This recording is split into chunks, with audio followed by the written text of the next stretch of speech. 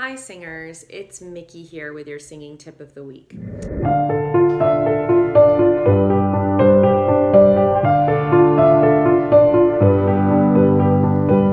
I'm not sure what day it is. I don't know what planet I'm on right now. No, I'm just kidding. But I've been doing a lot of traveling and I've been very, very busy, so I'm a little bit discombobulated. But I know you are watching this on a Monday, so happy Monday to you. Today, I want to show you how to sing I Love Rock and Roll by Joan Jett. I have to learn this song because I'm doing a gig with the classic rock cover band Deja in about a month, and so I have to learn a lot of repertoire very quickly. And this is not really my wheelhouse in terms of genre. I grew up in the 90s, I listened to 90s alternative rock, and so of course I'm aware of this song. I don't think there's anybody on the planet who hasn't ever heard this song before, but I haven't ever learned it and really sunk my teeth into it. So I wanted to show you what that process of learning a song like this looks like.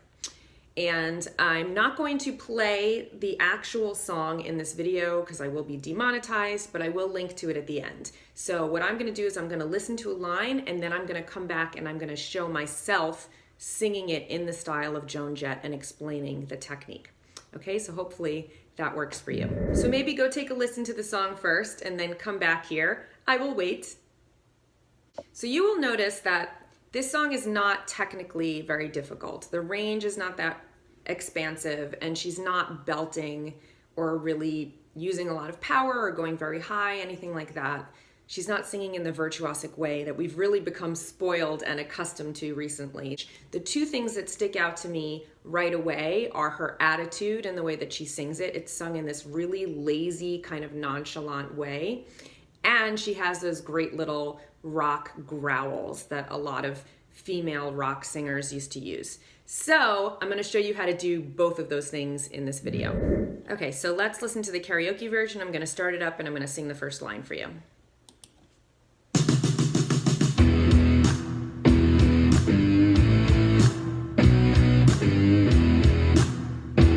Iconic guitar riff.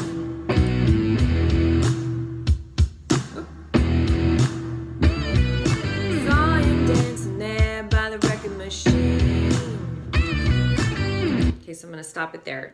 So that's the first line, and the way that she sings it is super lazy. So she's not over enunciating. So if you were to read the line, I saw him dancing there by the record machine, I'm like a crazy grammar and enunciation Nazi, so I would say it like that in like a very nerdy kind of clear way. But she's all about attitude and swagger and just letting those lyrics kind of run together as if she just doesn't care, as if she's had a couple drinks, she's hanging out in the bar, she sees this guy standing by the record machine, and it's like, saw you standing there by the record machine. Basically, it's like, blah, blah, blah. Saw him standing there by the record machine. She's not really over enunciating anything, and she's being a little bit lazy with her rhythm. She's not completely locking it in and being really on the beat like it's quantized or like attacking it. It's very smooth and flowy and just full of like, this like nonchalance, this insouciance that's just very, very cool. Knew we must have been about 17. So same thing with this line, and she actually almost sounds like she has a British accent in the way that she pronounces must. She says most. Knew we must have been about 17. So all this like mispronunciation and kind of like stretching things out and making them sound weird. It's all about the mood and the attitude more than the actual words. The message is important, but you really have to listen to hear the words because she's not making them super clear. Baby's going strong, play my favorite song. So on that line, she actually almost swallows the beat was going, and then she lands on that strong in a strong way. So it's like the beat was going strong, playing my favorite song. The same thing with that song. And she's being so mouthy with the way that she pronounces those long held out syllables. And what I mean by that is normally when you sing a long held out vowel, you try to keep your mouth basically still because you don't want to be changing the pitch and the tone by allowing your articulators to get in the way. So if I'm saying song, I would really say ah, and then I would close the word at the very, very end normally because I want to keep that pitch very even and that tone very even. But she's moving her mouth a lot as she's saying the word song. So you actually hear that pitch distorting and falling. So it's all about the attitude. It's not about the precision, but it's really just the vibe and the rah about it. I could tell it wouldn't be long till he was with me. Yeah, me. And I could tell it wouldn't be long till he was with me.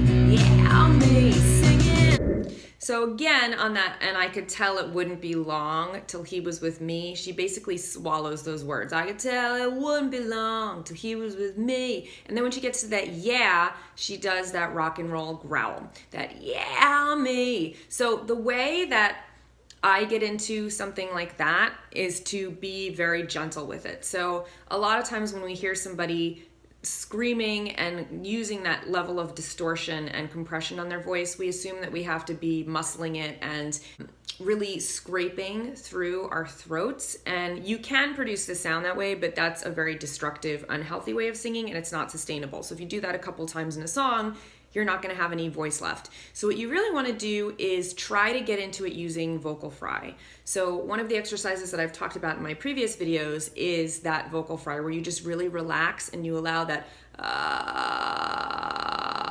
that very, very minimal sound and airflow to be coming through. It's really almost like one of those semi-occluded exercises where your cords are vibrating in a very healthy way, and it's very, very gentle on your cords. So you're producing that scratching sound, but in kind of a way that you're like backing into it. It's not this like pure kind of scraping, screaming sound, because there's no way to do that without really blowing out your voice. So you want to get into it using that vocal fry.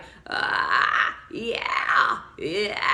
So the difference is if you're scraping through your voice, you're getting a lot of airflow coming through and you're using a lot of muscle, and that's the destructive way to do it. Using fry, you can actually get quite a loud, distorted sound, but you're not putting that pressure on your vocal fold. And then when we get to the chorus, they do something very interesting with the production. Her voice almost drops back, and you get these gang vocals where a lot of people are singing together. You get male voices in there, you get female voices, and so it's not like there's this continuation of her lead vocal front and center. That kind of pulls back and you get more of this group voice singing along. And that's more of like a straightforward kind of power chorus singing. I love rock and roll. Put another dime in the jukebox, baby. I love rock and roll. So come and take your time and dance with me. Wow! And then she gets that scream again, which is really using that fry. Wow! So I'm not going, wow! I'm not really scraping in there. Wow! It's all really, really gentle in my vocal folds. So the way that you get into that is through the vocal fry. So now we get into the second verse, and she actually has even more swagger in this second verse. And it's funny because if I was singing one of these songs with my students and they brought the song in and they wrote it, or it was a brand new song, I would definitely advise them not to swallow their words this much and be so loosey-goosey with their rhythm. It would drive me crazy, but it works for her, obviously. So let's start right from that second verse. I got up and I asked for his name. So you can tell when she does that, and I asked for his name, it's not clear exactly where the accent and the stress is falling. She kind of just like fits it in there somehow, but it's very, very nonchalant. He smiled, so I got up and I asked for his name. So you kind of just go with the flow. On this next line, she actually really accents that and all. So she goes, that don't matter, he said, 'cause it's all the same. So she's being very over exaggerated with the dynamic shapes within the phrase. So rather than trying to enunciate and accent specific words, it's more the shape where the peak of it hits on that don't matter, you say, because it's all the same. And she kind of just like throws it out and lets those words fall where they may along that dynamic curve. So this next line is more of the same, but one thing that I want you to notice about it is that she's a little bit loose with her pitch even. She's so relaxed that the pitch is kind of a little bit sloppy. So this one she goes, said, can I take you home where we can be alone? So it's so slinky and there's so much leeway given in terms of the rhythm and the attitude and the pitch that a little bit of that kind of suffers. It's almost a little bit sloppy, but it's more about the attitude than the execution. On this next line, that affectation of the British accent kind of sneaks in, and she says, next we were moving on, and he was with me, yeah, me. So it sounds like, next we were moving on, and he was with me, yeah, me. Next we were moving on, and he was with me, yeah, me. Singing, I love rock and roll. Put another dime in the jukebox, baby. I love rock and roll. So come and take your time and dance with me. Wow! So that second chorus is much like the first. Those gang vocals come in, the main vocal kind of gets subsumed by that chorus of voices, and she accents those yeahs with that little bit of growl, and then she has that wow on the fourth beat of that chorus. And then we get a guitar solo. It's pretty short, but pretty tasty.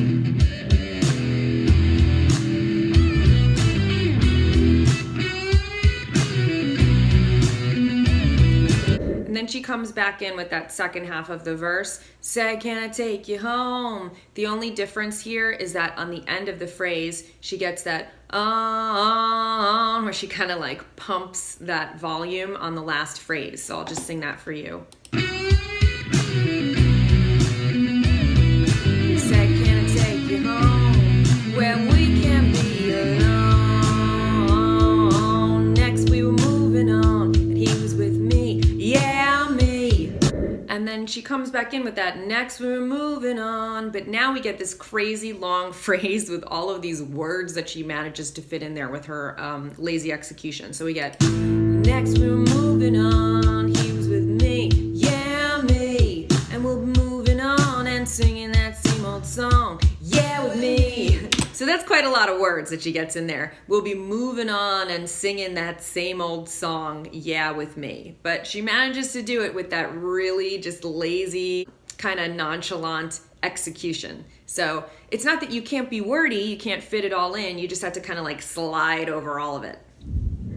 And then we get the outro choruses, and the interesting thing that happens here, just rhythmically, is the first time that she sings it through, you get the complete chorus, and then the next four times, she doesn't end the phrase. She says, put another dime in the jukebox, baby. I love rock and roll. So come and take your time and dance with I love rock and roll. So they skip that last beat, and they just keep looping and vamping on that same chorus, and then on the sixth time altogether that they sing it through, they end it. So I'll show you what that sounds like. I love rock and roll. Put another dime in the jukebox, baby. I love rock and roll. So come and take your time and dance with me. So that first time is complete. Now this is the first incomplete time. Jukebox, baby. I love rock and roll. So come and take your time and dance with I love rock and roll. Put another time in the jukebox, baby. I love rock and roll. Come and take your time and dance with I love rock and roll. Put another time in the jukebox, baby. I love rock and roll. Come and take your time and dance with I love rock and roll. Put another time in the jukebox, baby. I love rock and roll. So come and take your time and dance with me. And on that last time they finish it, obviously. So that's the whole song, and it's pretty interesting to kind of look back on the classic rock era of music because the singing is so different than what we see today in pop music. There really isn't rock music anymore, but in popular music, you wouldn't really have a singer who's so much more about the attitude than about the technical ability. Although I will say that somebody like Billie Eilish, for example, is not singing in that virtuosic way. She's also more about the vibe and the mood of the song and the attitude.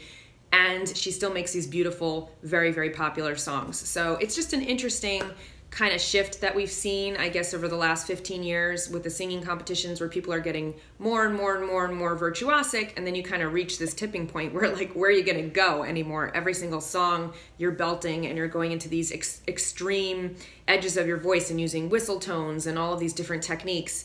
And what it comes back to eventually is you really need a well-written song with a really good hook, and you need a singer that has a lot of personality and attitude and can convey that in a really convincing way. And so obviously Joan Jett, there's a whole cult of personality around her, and she was a very raw rock chick, and so she didn't need to be doing these crazy gymnastics with her voice to be awesome, and you can hear that in this song. The two main takeaways, again, just as a summary, are the way that she's singing in terms of her lazy delivery, and then those little rock growls, those wah that we get actually by relaxing into the vocal fry rather than scraping and pushing.